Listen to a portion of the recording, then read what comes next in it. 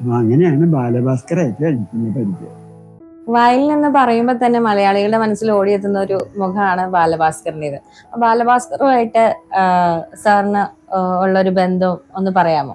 ബാലഭാസ്കറിന്റെ ഒരു റിലേറ്റീവ് കൊല്ലത്തുള്ള ഒരു വയലിനിസ്റ്റ് ബാലഭാസ്കറിനെ പരിചയപ്പെടുത്തി. ഇങ്ങനെ തൃശ്ശൂർ തോമസ് എന്ന് പറഞ്ഞ ഒരാളുണ്ട്, ആളൊന്ന് പരിചയപ്പെട്ടെന്ന് പറഞ്ഞു. ഒരു ദിവസം ഉച്ച നേരത്ത് ഒരു ഫോൺ വിളി വന്നു.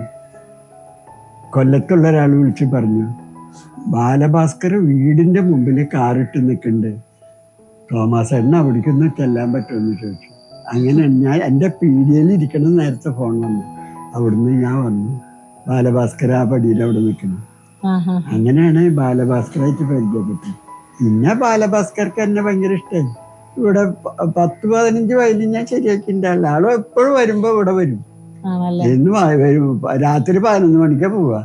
അനവധി ഇലക്ട്രിക് വയലിൻ ആളുടെ കയ്യിലുണ്ടായിരുന്നു. ഇതൊക്കെ ഞാൻ ശരിയാക്കിയിട്ടുണ്ട്. അത് ചെറിയ ചെറിയ കാര്യങ്ങൾ കേട്ടോ, വലിയ പണിയുള്ളതല്ല, ചെറിയ ചെറിയ